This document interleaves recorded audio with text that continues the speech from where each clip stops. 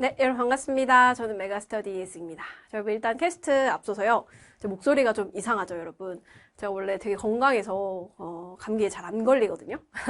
정말 오랜만에 몇 년 만에 약간 감기가 걸린 것 같아요. 여러분들한테 좋은 목소리를 사실 들려드려야 되는데 이렇게 맹맹한 소리를 들려드리게 돼서 좀 죄송하다는 말씀을 먼저 드리고 시작하도록 하겠습니다. 제목이 6평 금지인데 6평이 이제 또 얼마 안 남았죠. 기말고사도 준비해야 되는데 6평도 봐야 돼. 너무 괴로워요. 여러분들이 6평을 못 봐서 6월에 펑 하고 사라질까봐 그걸 방지하기 위한 캐스트를 일단 봐주시면 될 것 같아요.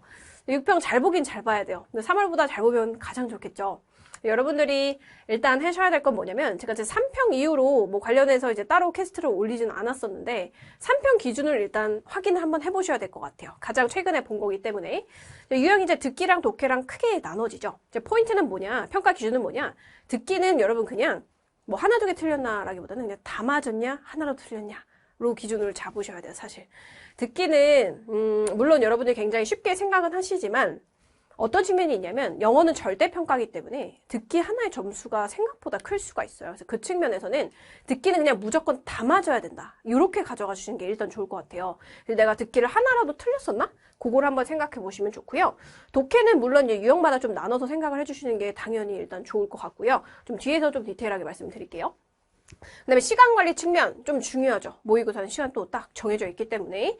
자, 듣기 풀 때 여러분들이 분명히 독해를 하셨겠죠. 제가 이제 몇 문제는 풀어라고도 말씀드렸고 이미 사실 그렇게 하고 있는 학생들이 많을 거예요. 근데 내가 듣기 중에 독해를 해서 듣기를 미스 없이 잘 풀었냐, 그것도 일단 판단을 해보셔야 돼요. 그러니까 다른 학생들이, 남들이, 내 친구도 듣기 중간에 저걸 푼다고 해서 나도 반드시 그렇게 해야 되냐? 그건 아니라고 했어요. 내가 듣기를 명확하게 답을 찍었을 때만 그렇게 가는 거야. 내가 듣기 좀 집중력도 약한데 남들이 그렇게 한다고 해서 페이지 넘긴다고 해서 여러분도 넣으면 안 된다 했잖아요. 그 측면에서 판단을 한번 해보셔야 되고요. 근데 독해는 특히 1학년 학생들은 첫 모의고사였기 때문에 이런 현상이 발생할 수가 있어요. 내가 장문 전에 혹시 시간을 다 써버려서 장문을 다 찍었었나? 그걸 한번 생각을 해보세요. 그럼 시간 관리에 사실 실패한 거거든요. 그게 요인이 여러 가지가 있을 수 있겠죠. 그거에 대해서 판단을 해보고요. 자, 일단 듣기요, 여러분. 지난번에도 말씀드렸지만 6, 9, 10번은요, 여러분. 포인트가 뭐냐? 계산 문제도 들어가 있고 표 문제도 들어가 있고 세무 내용 확인 문제가 들어가 있기 때문에 이때는요, 여러분, 듣기에 그냥 집중을 해주셔야 된다는 거예요. 그러니까 앞에서도 말씀드렸지만 내가 6, 9, 10번에도 독해로 가서 예를 틀렸다라고 하면 그렇게 하시면 안 된다는 얘기예요. 6월달은. 맞죠? 듣기 무조건 다 맞아야 된다니까요, 여러분. 그거 기억하시고요. 자, 이외의 번호 있죠? 그 친구들만 대화의 흐름 파악 문제이기 때문에 내가 먼저 답이 나왔다라고 하면 답을 찍었다라는 가정합니다, 여러분. 그 가정하에 독해 25번, 28번 실용문 먼저 가시고요. 요것도 풀었다라고 하면 앞에 18, 19, 20번 여러분들 가시면 돼요. 자, 순서상으로는요, 사실 요거를 먼저 풀어주시는 게 좋아요.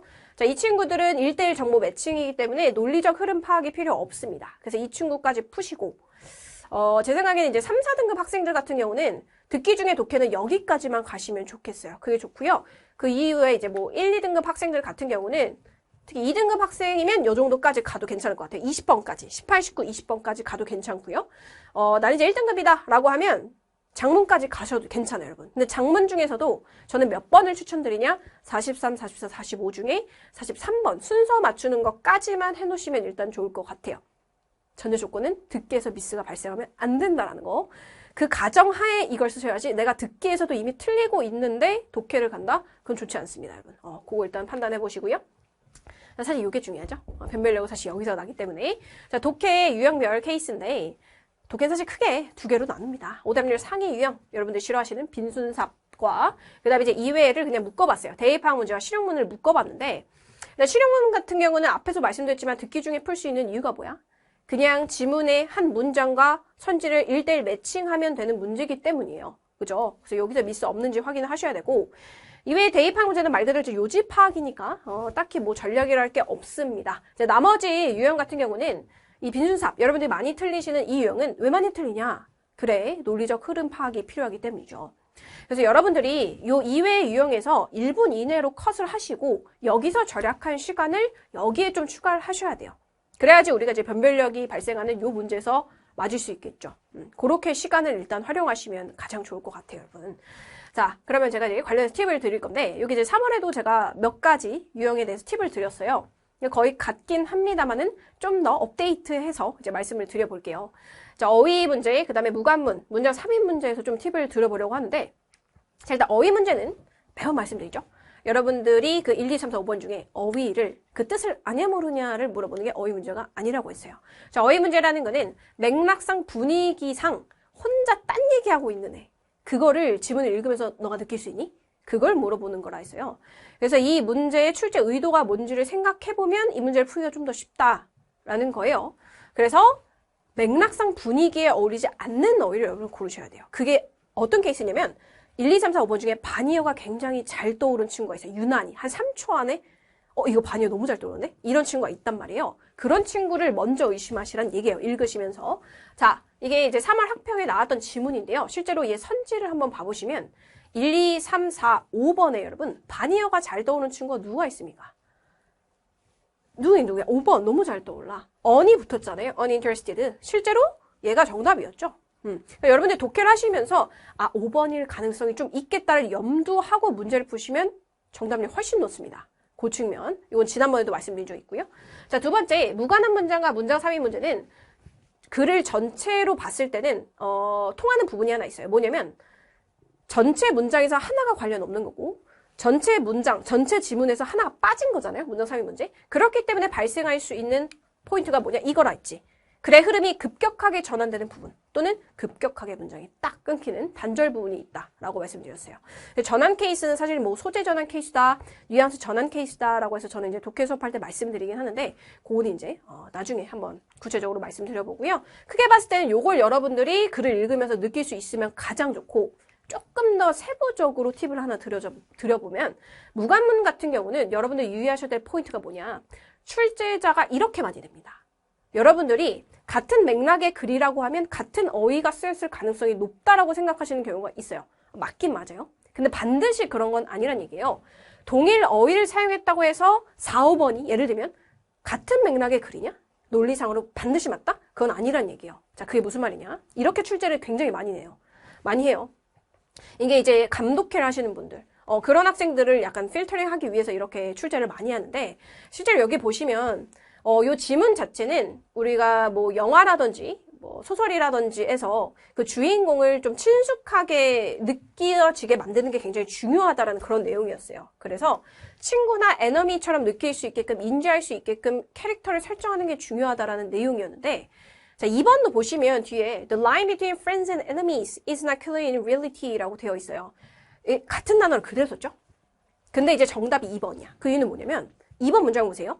The line인데 친구와 적 사이의 경계가 현실에서 명확하지 않대. 현실로 왔잖아. 갑자기. 그러니까 같은 어휘를 썼지만 얘는 같은 맥락의 글이 아니라는 얘기예요. 완전 딴 얘기를 하고 있거든. 맞죠? 그래서 요런 애들 낚시 당하시면 안 돼요. 이거 실제 정답 2번이었잖아요. 얼마 안 됐으니까 기억하시죠? 그거 기억하시고요. 자, 마지막 볼게요. 문장 3인 문제인데 요것도 아까 말씀드린 것처럼 문장 전체를 봤을 때 문장 전체, 지문 전체죠. 전체를 봤을 때는 글의 흐름의 전환이나 단절이 느껴지는 그 부분을 찾는 게 일단 1차고요. 크게 봤을 때는, 매크로 봤을 때는. 마이크로로 봤을 때 제가 드릴 수 있는 팁이 하나 있습니다. 요건 좀 여러분 잘 활용해 보시면 좋고요. 주어진 문장 있잖아. 문장 3인이니까 주어진 문장이 있을 거예요. 거기에 어떤 특정 접속사가 주어졌다라고 하면 그거를 일단 활용을 해서 앞문장을 추론해 보세요. 추론을 하고 여러분들 다이빙 하는 거랑 그냥 냅다 질문으로 들어가는 거랑은 정답률의 차이가 굉장히 크다라고 봅니다. 자, 그 다음에 지시 사이를 유의하라고 되어 있는데 이렇게 이제 텍스트로만 제가 말씀드리면 와닿지 않잖아요. 자, 바로 볼게요. 예문을. 자, 지금 주어진 문장 얘를 집어넣어야 되는데 이 주어진 문장에 여러분들 눈에 띄시는 게 무엇이죠? 뭐죠? 벗인데 보세요. But all this wisdom 이 모든 지혜들이 is all too often ignored 다 무시가 된대요. 종종 무시가 된대. 그러나잖아. 그럼 앞에 어떤 내용이 와야 될까? 그러니까 얘가 들어가기 전까지 어떤 내용이 와야겠어? 무시가 되지 않는 뉘앙스가 와야 돼요. 그거 생각하고 들어가시라는 얘기예요. 그 전까지는 그게 와야 되고 뒤에는 어떤 게 오겠어? 무시되는 내용과 관련된 내용이 오겠지. 정말 당연한 생각인데 이걸 생각하고 지문을 보냐 안 보냐는 좀 차이가 있습니다. 그 다음에 앞에서 제가 뭐라고 말씀드렸냐면 지시사를 유의하래. 여러분 지시사가 뭐죠? This, not that, those, these 이런 애들. 자, 이런 애들은 앞에서 뭔가를 언급했기 때문에 걔를 다시 받아줄 때 붙이는 게 지시사기 때문에 재언급할 때만 붙일 수 있어요. 그러면 이 친구 보세요. 접속사도 뒀는데 어디's wisdom이라고 해서 이 this라는 지시사를 붙여줬다는 얘기야. 그럼 앞에 뭐가 와야 돼? 일단 아까 뭐라 했어? 이 지혜를 뭔가 존중하는 내용이 와야 되고 이 지혜에 대한 내용이 와야 돼. 그러니까 앞에는 지혜에 대한 내용이 주장창 전개가 되다가 제가 들어가야 된다는 얘기야. 그 두 가지를 활용하시라는 얘기예요. 얘는 두 개가 다 들어가 있잖아. 여러분, 그죠? 제가 말씀드린 부분을 다 활용할 수 있는 부분. 실제로 이게 정답이 5번이었는데, 5번 전까지는 어떤 지혜에 대해서 언급이 되고요. 건축에서의 지혜 같은 게 와요. 그 지혜에 대해서 언급을 하고, 그 지혜가 굉장히 존중되고, 긍정적으로 활용되는 그 내용이 정확히 5번 전까지 전개가 됩니다. 여러분, 그거 기억해서 한번 팁이에요. 풀어보시고요. 6평 잘 보셨으면 좋겠어요, 여러분. 그래서 여러분들 이제 6월에 펑 하지 말고 이렇게 짠 하고 잘 보고 등산하셨으면 좋겠다라는 이제 그런 생각이 들고요. 여러분들 이제 좀 지치셨을 거예요, 맞죠? 이제 중간고사도 보고 이제 또 기말도 봐야 되는데 6평도 봐야 되는데 또 심지어 잘 봐야 된다니까 부담이 되실 텐데 하루하루를 여러분과 잘 싸우세요. 그 쌓아온 그 이제 하루하루가 쌓여서 여러분들 어쨌든 결과가 될 거기 때문에 좀 힘드시겠지만 잘 싸워서 잘 보시면 좋을 것 같고요. 저라고 해서 안 싸우는 건 아니에요. 저도 이제 어렸을 때부터 지금까지 오늘까지도 저와의 이제 사투를 벌이고 왔거든요. 좀 더 자고 싶은 나. 어젯밤에도 이제 저 촬영을 해야 되니까 짠 거를 좀 안 먹으려고 하거든요, 여러분. 노력을 많이 해요. 먹는 걸 좋아하는데 어제 떡볶이 먹고 싶은 나 밤에 또 사투를 하고 왔어요. 이게 계속해서 우리 자신과 사투를 하다 보면은 결국에는 그게 쌓여서 크나큰 성장이 있을 것이다. 그러니까 여러분들 수능 때까지만 싸우면 되는 게 아니라 그냥 인생은 계속 나와의 사투라고 생각을 하세요. 이런 말씀 드려서 죄송하긴 한데 그냥 그렇게 받아들이시다. 그게 더 좋을 수 있어요. 그래서 여러분 6평 잘 보시고요. 6월에 짠하고 나타나셨으면 좋겠어요. 그럼 여러분 저희는 강의서 보면 가장 좋고 다음 게스트에서 또 뵙도록 하겠습니다. 안녕.